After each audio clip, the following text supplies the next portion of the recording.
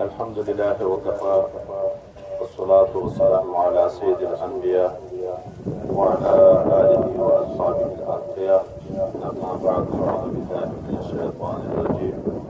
بسم الله الرحمن الرحيم. يا أيها الذين آمنوا اتقوا الله ولتنظر نفس ما قدمت لغد واتقوا الله إن الله خبير بما تعملون. صدق الله مولانا العظيم. محترم مسلمانانو، مخکې مولوي صاحب د آخري جز چې موږ واورېدل، تاسو ته د تقوا په متعلق خبره کوله. تقوا ځان ساتنه، وقایه نه ده، ځان ساتنه د هلاکت نه، د قبر د عذاب، د حشر د ورځې د رسوایي او شرمندګي، د جهنم نه ځان ساتل د عمل اختیار کول د تقوا ویل کېږي. دا تقوا څو قسمه ده او الله تعالی د چا نه غواړي. اوله مرحله د تقوا هغه ځان ساتنه د شرک، چې سړی ایمان راوړ، دا نفس ایمان راوړلو باندې د ابدي جهنم نه بچ شو. همیش دپاره مؤمن بیا په جهنم کې نه پاتې کېږي. دا اوله مرحله د تقوا، ځان ساتنه د ابدي جهنم نه په ایمان راوړل. د دوم تر دغه نه پورته بیا دوم مقام هغه دا ده چې سړی د کبائرو ګناهو، د بدعاتو نه ځان وساتي، د کبائرو ګناهو نه ځان وساتي. دریم دا مرحله چې د صغائرو نه هم ځان وساتي. څلورم دا مرحله چې د شبهاناتو شیانو نه هم ځان وساتي. پنځم د تقوا دا مقام چې د زړه سر د ماسو الله نه وساتي. دا درجې دي. څومره چې تقوا کې فوقیت راځي، دومره وقایه او حفاظت راځي.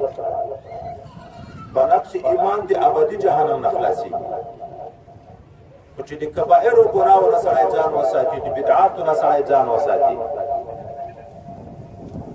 بیا کوشش پسې وکړي د صغائرو نه ځان پسې وساتي، بیا کوشش وکړي د شبهاناتو نه ځان پسې وساتي، بیا کوشش وکړي چې د الله د محبت نه سوا د نورو محبتو نه ځان وساتي. دغه فوق درجې بیا مقام دا ده چې په اولینو کې به جنت ته داخله. اعلان د مرتبې د تقوا دا برکت شو چې د ابدي جهنم نه بچ شو. د پورته مرتبې تقوا دا د مسابقینو کې لار جنت ته. دا مابین کې درجې دا هغه د تردد حالات دي. ګناه شوې د سړي نه لاندې تر مشیت الهي ده، که خدای پاک ورته خوښه وه د مغفرت معاف کړي،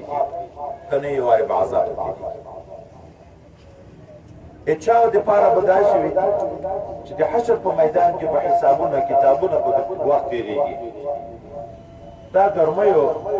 دا تکلیفونه به په تېرېږي. دا تقوا الله موږ ته حکم کوي او حکم مسلمان ته کوي. دوست سړی نصیحت ډېر الله خپل زوی ته خوشبین کوي، وایي هم استاد خپل شاګرد ته خوشبین کوي، وایي هم مشایخ کې خو اوس موږ ډېره نرمي کوو، پیران خپل مرید ته خوشبین کوي، حتی وایي هم. داسې تهدیدونه ورکوي چې د رشید احمد ګنگوهي صاحب سړي غوندې سړي ته وایي چې هلته د چغلۍ په ځای کې کښېنه. لکه ته چې ویلې چې د باطن اصلاح دا چې سړي کې عجب وي، سړي کې لویي ته عزت کوي مولوی صاحب د مخ ته کېنه او مولوی صاحب په اول نه په عجب په تکبر لګیاو تایم تایید وکړه هغه تکبر مورم کې زیاتېږي کله به احمد یا خلیفه صاحب باران قد صلاه وسره یو نیم سړی په چاپېړه ووایه یو نیم سړي ته به خوشکه وکړه ملا ته عالم ته د سخته خوشکه وکړه بیا به چې موږ کله غلي ورسره ولده صاحب مولوي او عالم او د خلکو د وړاندې د داسې خوشکه ورته وکړه ده به ویلې که ده ته ما سل وارې توجه کړې وه د ده اصلاح نه راته خدای وخوشکې اصلاح ځکه ده په نفس کې عجب ډېر و تکبر ډېر و لویي ډېره وه دا په توجه نه اصلاح کېدو چې د خلکو د وړاندې ذلیله نه کې دغه چې د اصلاح نه راتله بچا به ټوکه وکړه خلکو به پورې وخندل چاته به خوشکه وکړه غرض مې دا و دا چې استاد شاګرد ته خوشکه کوي یا کله وایي دښمني ده که د هغه د اصلاح اراده وي پلار چې خپل زوی وایي یا خوشکې ورته کوي دا پلار د خپل زوی دښمن ده که د هغه د اصلاح د ابدي دنیوي او اخروي د کامیابۍ خبره په ذهن کې ده دوست ته سړی نصیحت کوي دوست ته سړی خوشکم کوي دوست د اصلاح کوشش د دوست کوي نو رب کریم خپلو دوستانو مؤمنینو ته خطاب په دې آیات مبارکه کې یا ایها الذین آمنوا د اعزاز لفظول ورته ذکر کوي یا ایها الناس په عنوان نه چې ټولو انسانانو ته خطاب شي قل یا ایها الکافرون یا ایها الذین آمنوا ای خلکو چې هغه ایمان مو راوړی مؤمنینو الله ولي الذين امنوا الله دوست المؤمنين ده المؤمنين ته خطاب کوي اے مؤمنینو د ایمان خواندان اتقوا الله تعالی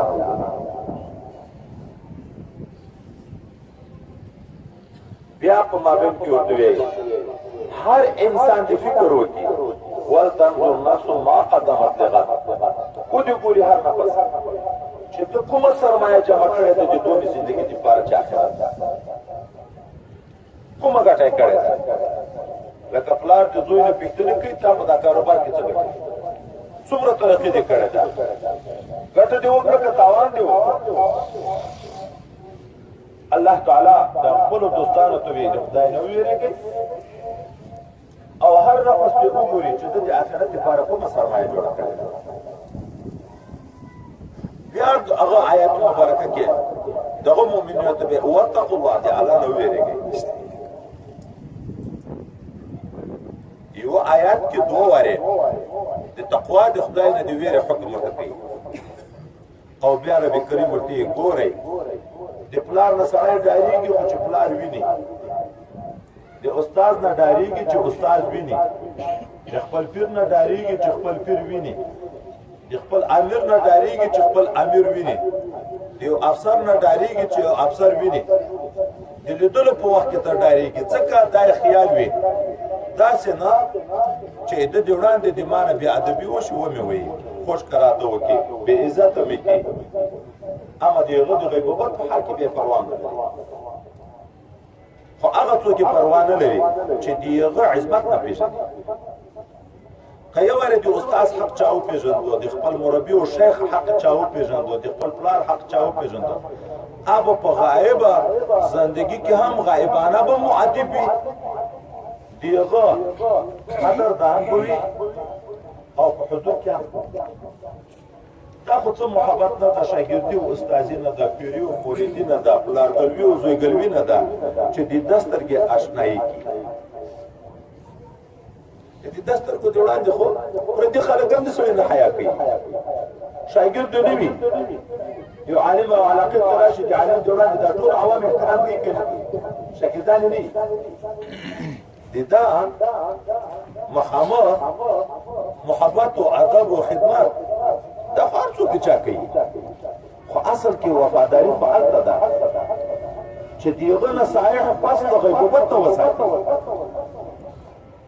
دیغه ادب دیغه قدر فضل کې پس د غیبوبت ته وساتي خو دا حضور او غیبوبت په انسانانو کې فرق دغه وجه نه لري چې چې د حضور په حال کې هغه را باندې خبر ده او چې غایب خبر نه ده، نو ځکه خلک لا وبالي کوي څه خبر ده. اما الله تعالی دوستان خپل خبرې ان الله خبير دی، الله نه وډار شي، د آخرت فکر وکړي. ولې الله خبردار ته په غوښتنه چې تاسو دی الله نه پټه نشته، دی الله تعالی نه غایب کېدل نشته، دیغه د قدرت او وطن نشته. دی الله تعالی علم، د مخلوق د علم غل نه ده. نه داسې دا چې موږ اول نو خبر بیا خبر شو، نه داسې دا چې علم راشي بیا بیرته ویر شي، نه داسې دا چې علم محدود ده. موږ اوس دلته ناست یو دغه خلک چې په دغه طرف مخ واړی دا د دغه څنګه خلک غایب شو بیا نه پوهېږو چې څوک خاندي که څوک چیرې ګوري. چې دا مخ ته ناست وي هغه دوم سړی چې شاته د هغه باندې علم بیا د موږ نه وي، شاته د موږ علم نه وي، پورته د موږ علم نشته، لاندې د موږ علم نشته. د الله علم ازلا و ابدا، د الله د علم مانع په هیڅ صورت کې نشته. په ټوله دنیا او ما فيها په اسبانو په ځمکه دریابو دننه په مابین په هر څه خبر ده. چیرې هم په دا دنیا کې چې څومره ونې دي، د دغه ونې هرې ونې چې کومه پاڼه خوري الله علم لري، چې لویږي هم الله علم لري. چې دا د ټولې دنیا ونو ته سړی فکر وکړي د د ټولې دنیا ونې پاڼې به څومره وي، د هرې پاڼې په حرکت هم علم لري، په لوېدنه هم علم لري. قرآن ناطق ده که څومره دنیا کې تخمونه لویږي، خلک زراعتونه کوي، کروندې کوي، چې څومره لویږي په ځمکه کې علم ولري، چې میدتانې خوري علم ولري، چې راشنه کېږي علم ولري، بیا چې وږي نیسي په هغه علم لري، د ده غنم نه به څومره غنم پیداوار وي په هغه علم لري، دا به بیا څوک خوري په هغه هم علم لري. د اوله نه ټولو باندې خبر ده، ټول ویني، په لیدلو کې مانع نشته، لرېتوب نږدېتوب نشته، چې نږدې ویني لرې نه ویني، حاجب نشته لکه موږ د مخ سړی وینو د شا دا نږدې او ساده سترګو ته نږدې لاس ونیسه دا ځای هم ذاتي نه وي، ټوله هر څه داسې ویني لکه موږ چې هغه یو شی وینو. د ټولې دنیا خبرې حتی چې په دنیا کې څومره حیوانات دي، څومره مرغان دي، څومره حشرات دي، څومره درندگان دي، څومره انسانان دي، ټول په یو وار خپل اوازونه شروع کړي. دا ملخان چې نارې وایي دا شروع شي، د مرغانو اوازونه هم شروع شي، د انسانانو، د حیواناتو، د پیریانانو، د ملایکو، د مرغانو چې څومره قسم دي، دا ټول اوازونه داسې اوري لکه موږ چې د یوه سړي خبره دا نشته چې اوس نقشه رسول جوړ شي امر ووایم چې تاسو کله شي خبر ته ګناه دا ټولې دنیا اوازونه داسې اوري لکه د یوه سړي خبره ټول داسې ویني لکه یو علم محیط تام ده، لیدل محیط تام دی، هر څه قدرت محیط تام ده، یو شی د قدرت نه دی وتلی، د سلطنت نه دی وتلی. نور څه غږیږي خبرو وکړي کنه بیرته بیرالانډو نو الله تعالی خپل دوستانو ته وی دی الله نه وډا شي، الله پتا څه خبردار او د څه نه چې د موږ په ظاهر خبردار چې موږ سترګې څنګه استعمال شوي. ان الله يعلم خائنة الاعين، غلط مو کړه په دغه علم لري، غلط مو واورې په دغه علم لري، لاس غلط استعمال شو په دغه علم لري، پښې غلط استعمال شو په دغه علم لري، لکه په دای ظاهري اندامو چې علم لري، د موږ په باطني زړه قلبي حرکات او وساوسو باندې علم لري، د موږ په خیالاتو باندې علم لري. انني د موږ زړه ویني معنی نشته په دا تور شپه کې چې دا کنکای تور میګتون روان وي کنکای تور میګتون په دا تور شپه کې رواني میګتون هم ترنګ تور ده شپم تور ده دا کنکای میګتون چې رواني دي د پښې د صفقات اوري الله دغه میګتانه د پښې په منځ کې چې کومې اوبو دي مازغه دي هغه وي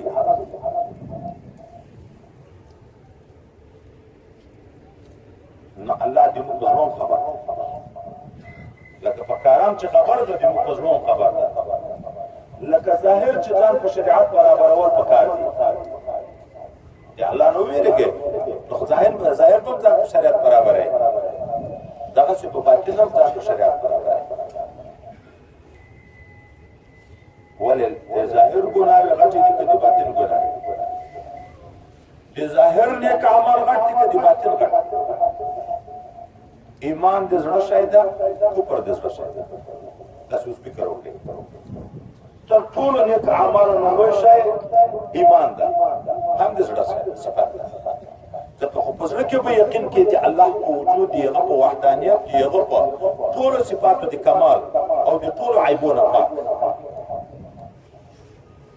پس لکه به اعتقاد یقین کې په ټولو ملائکو او حقانیت باندې د رسولانو په حقانیت د کتابو په حقانیت د تقدیر په مسله د حقانیت د قیامت په امور باندې حقانیت خو ټول د زړه شاندې دا په ټولو باندې اعتقاد قلبي لري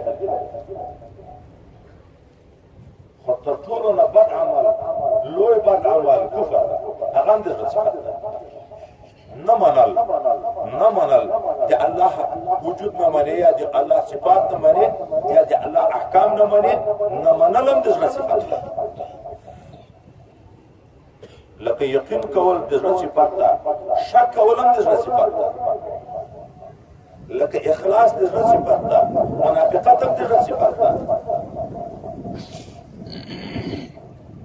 ریا عجب تکبر حسد حب دا ارز چې دا ټول د صفات په یو ټول الله یې خبرې او چې په ټول زه خبرې نیت هم صفا کوي کني خدای نه خاصه صورت ظاهري باندې په برابر وي صورت د عمل په برابر وي او چې حقیقت خراب وي بیا حضرت ابو هريره رضی الله تعالی عنہ دا یو تابعی د لري ځای راغی به سوال وکړي چې الله ته دې نیک سړي مجلس ته برابر کړې دا دې نیکانو مجلس تاسو خوشی شي نه ده صحابه هم سوالونه کړل تابعین هم سوالونه کړل چې نبی کریم دې نیک سړي په مجلس کې ماته نصیب وکړي د حضرت ابو هريره په مجلس واه او بیا یې غوښتل چې ما الله ته سوال کړو چې نیک جنس راته پیدا کړي نو ته رسول الله شاګرد یې یعنی حضرت صلی الله علیه وسلم شاګرد یې د صحابو نه خیر مخلوق نشته ته ماته هغه حدیث بیان کړ چې تا په خپل د پیغمبر علیه السلام نه اورېدلې وي زده کړې دی وي یاد کړې دی وي هذا حديث راقد بيان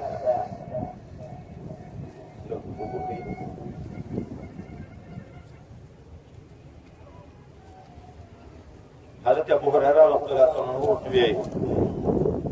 سيده او بیا زور باندې کافیت راځي بیا راځي حالي بیاوټي سیدا زه به هغه حدیث ته بیان کړم چې ما خپل د پیغمبر علی السلام نه اورېدلای زده کړی مې ده او بیا د خپل نه اخی چې تر هغه مخکې ده صدمه له نور زیاتې په دریم وار بیا ورته وی سیدا زه به تاسو هغه حدیث مبارک بیان کړم چې ما پیغمبر علی السلام په دغه ځای کې ګوکی و ما د نه اورېدلای او بیا به وکي دومره ډیره شو چې دریم وار باندې وېدو هغه شوفای په دې کې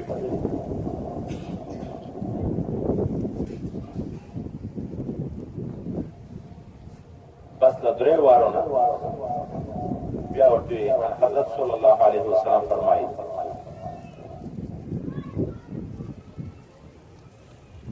ته خبرې جهنم ته اول څو کوم عالم چې علم د خدای د رضا دپاره نه یې کړی، کوم مالدار چې سخاوت د خدای د رضا دپاره نه یې کړی، کوم شهید چې جهاد د خدای د رضا دپاره نه یې کړی، دا به جهنم ته ځي. او زه خیال کوم چې دا ویلې اول اور د جهنم به په دې باندې کوي. الله تعالی دې موږ وساتي.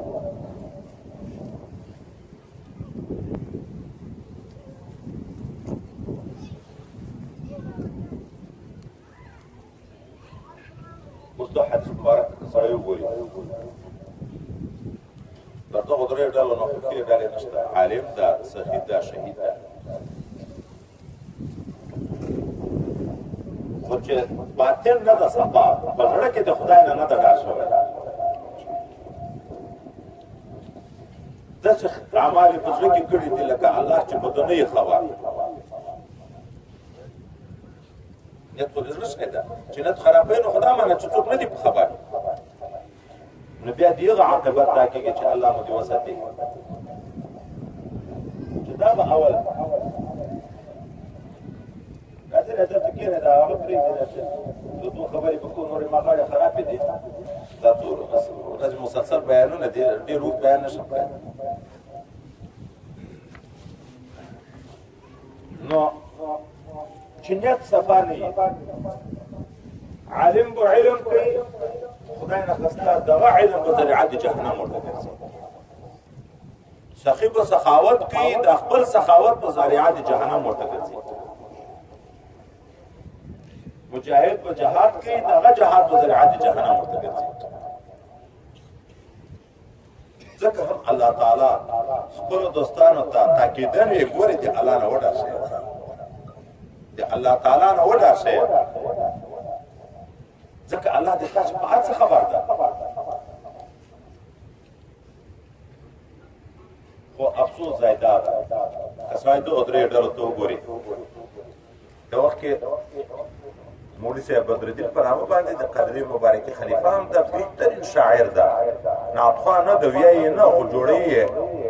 تاسو به کله کله د شعرونه اورېدلي د عبدالحکیم سجاد او فقیر او داسې ډېر خلک یې ویایي. نو یو شعر یې جوړ کړی مدارسو ته، علماو ته نصیحت طبقې، مجاهدینو ته نصیحت طبقې. په هغه شعر کې مضمون دا د نور خو ما الفاظ نه دي زده، یو وارې مې د نعتخواه نه په یو جلسه کې واورېدو چې که شرابي د شرابخانې نه دي جهنم ته څه پروا نشته، که زناکار د رنډۍ خانې نه دي جهنم ته څه پروا نشته، که یو بل مجرم د جرم د ځای نه جهنم ته ځي څه پروا نشته. خو کړي دي په دنیا کې جرمونه کړي، لوی غم د هغه چا ده چې مدرسې نه روانې جهنم ته. دا خو ډېر افسوس دی چې مدرسې له خدای نه خسته خلک په موږ څه ګمان لري، خلک د موږ سره څنګه معاونتونه کوي، خلک د موږ سره څومره اخلاص کوي، خلک موږ ته څومره ټیټه ټیکه کوي. حرامه ده. زه کله کله دا بعضې ځایو ته لاړ شم، هغه خلک استقبالیه کوي. پټې ته یو وخت کې لاړم، هر وایه غریبانو کې الله دې دې قدر وکړي، اعلانونه مو ورته کړي چې ماته څوک چې کېږدئ، ما لاس مچوئ، ما مخ ته راوځئ. جلسه شروع وه، موږ ته په لارې موټر راخراب شو. ما خو دا حرص ډېر وي، سهار مې په یوه ځای کې جلسه وه، مسلم باغ کې، د ماښام په لورلایي کې. اوس د مسلم باغ نه لورلایي ته ځان رسو، په لارې موټر خراب شو. الماخستان 8 بجې دي چې د لورلایي دا روډ ته بازار څنګ ته نږدې ورسېدم، نو کیمپ ته ورګرځم، جلسه شروع ده. فقط چې ورسېدم لکه دلته چې راورسېدم دستي بیان شروع شو. دومره موقع وه چې ورسېدم، یو نعتخواه ناست ویل ذاتي بیان،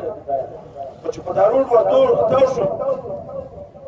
دلته په دا ملګریو کې دوی مخ ته موټر رالېږلی و چې دا وځنډېده. څنګه وځنډېده؟ هغه مخ ته چې راغی بیرته سره راملګري شو، نو ده خو ګمان کوم تلیفون ورته کړی و چې موږ دغه دی روډ راته تاو شو.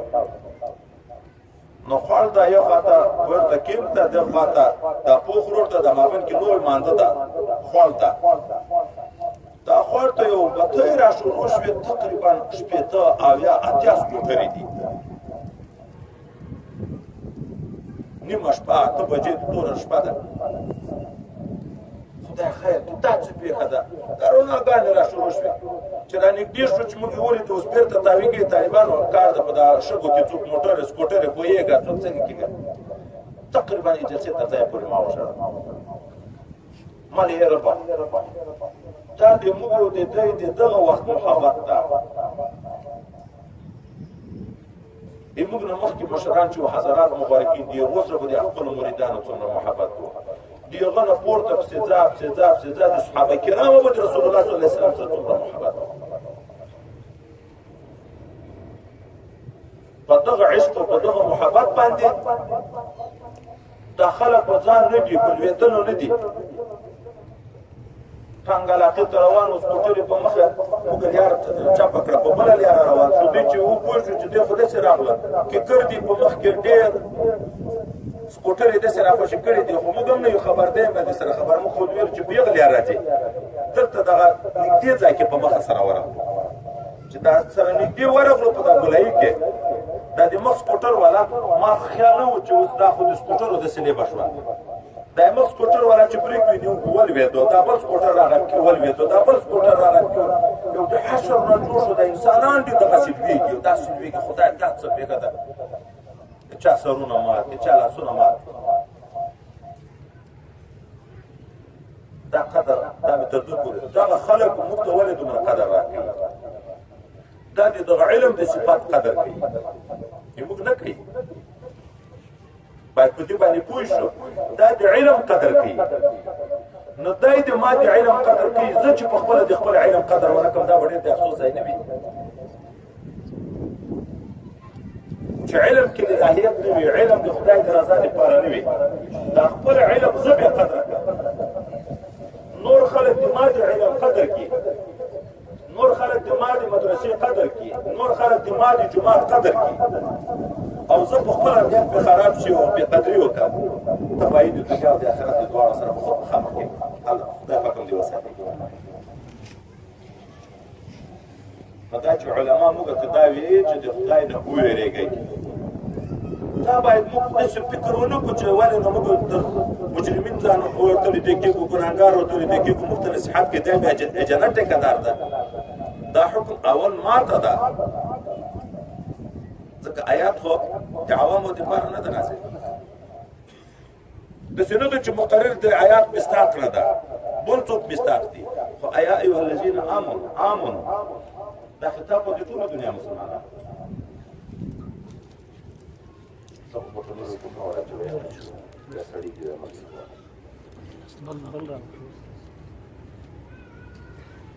اے مؤمنینو الله وی نوم نه پکې چې پلان کایا نو علما هم خود هغه آیات مبارکه وی حدیث پیغمبر علیه السلام ویل ده علما هم هغه حدیث وی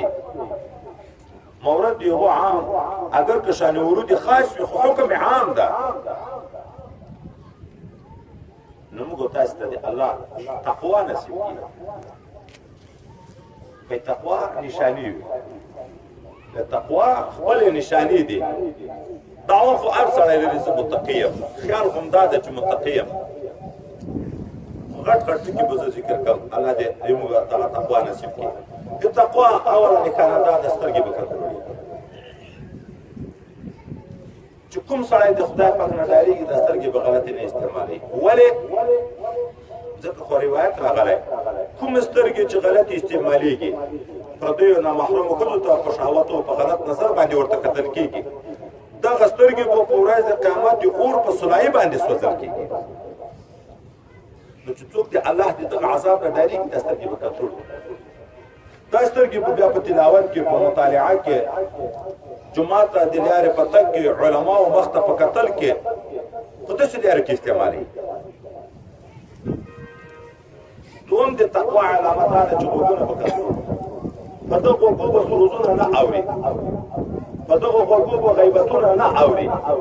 په دغو غوږو به پردیو خلکو ته پټ غوږونه نه نیسي چې هغه خبرې کوي دا یې پټ غوږ ورته نیسي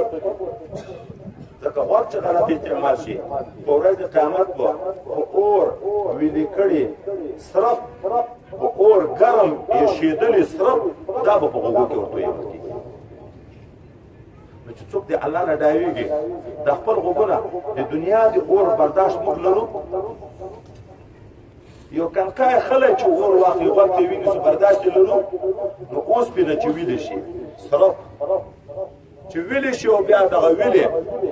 دغه ګرم دا په غوږ کې دننه تویږي دی خصوصا صفا څوک چې د خدای پاک نه ډاریږي درېیمه نښانه دا ده دغه ژبه به غلطه نه استعمالوي که غیبت وایې که درواغ وایې که شیطانت و نمیمت کوې که بهتان وایې که یو مسلمان باندې سخریه کوې که د مسلمان استهزا کوې هر ضرر چې په ژبه رسېلان تعبیر وکړه نبی علیه الصلاة والسلام صحابي مبارک ورته وی چې ما ته نصیحت وکړه حضور پاک صلی الله علیه وسلم داسې دا ژبه مبارک ورته نیسي امسک علیک لسانک ژبه کنټرول کړه صحابي مبارک ورته چې یا رسول الله صلی الله علیه وسلم د ژبې په ګناه به موږ جهنم ته ځو حضور پاک صلی الله علیه وسلم ورته شفقتا مور دې بوره شه یعنی مړ شي خیرای مطلب نه ده شفقتا ورته دا جهنم ته چې پړ مخلویږي د ژبې د لو دی وجنه د ژبې د لو په څه شي کېږي په لاره باندې لور چې غنم پرې به که ازغب کې ولاړو ازغب ریبي که ازغب ریبي که ګلان کې شنو ګلان ریبي دا ژبه چې به کنټرول شي بیا نه اولیاء پرېږدي نه علما پرېږدي نه انبیا پرېږدي نه الله تعالی پرېږدي مخلوق څه کوي د کفار د الله په ذات کې بیا ادبه خبرې کوي که نه کوي دغه ژبه چې به کنټرول شوه مړی نه پرېږدي ژوندي نه ځکه نبی علیه السلام یې المسلم من سلم المسلمون من لسانه ويده مسلمان هغه د چې مسلمانان دي ته د ژبې د ضرر نه سالمي او د لاس دا ژبه یې وایي مخکې ته ذکر کړه تر لاس ظاهر خو په لاس قتل کېږي ویل کېږي په اشاره د وایدې ته چې د ژبې ضرر عام ده د لاس ته ضرر په لاس خاصو انسانانو ته ضرر رسېږي چې لاس دې ورسېږي و به یې ویل مثلا پورې به یې ویل ژبه په لاس په کمزورې وویل ژبه په پاچا پسې خلاصه ده په ګدا پسې خلاصه ده انبیا الله مخلوق و خالق یو څوک نه پوهېږي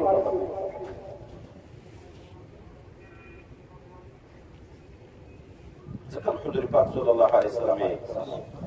څوک چې ایمان لري په الله او په ورځ د آخرت باندې نو هغه د خیر خبرې کوي یا د چپ شي چپ نه دي غږېږي ژبه دې کنټرول کړي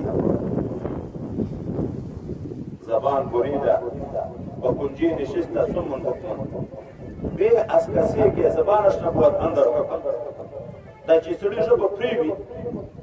او د کوڼو ګوڼ په شکل د کوټې په کونج کې ناست وي دا بهتره ده تر هغه انسان چې ژبه یې په کنټرول کې نه وي